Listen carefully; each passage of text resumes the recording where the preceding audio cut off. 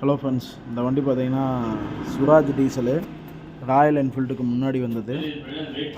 இந்த வண்டிக்கு கிளச்சு கீரு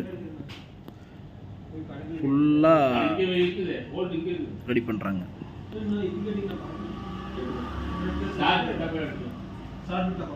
இந்தளவுக்கு வந்து ஃபுல்லாக ரெடி பண்ணிட்டோம்னா வண்டி வந்து பார்த்திங்கன்னா தெளிவாக இருக்குது. கிளச்சும் சரி கீரும் சரி தெளிவாக இருக்கும்.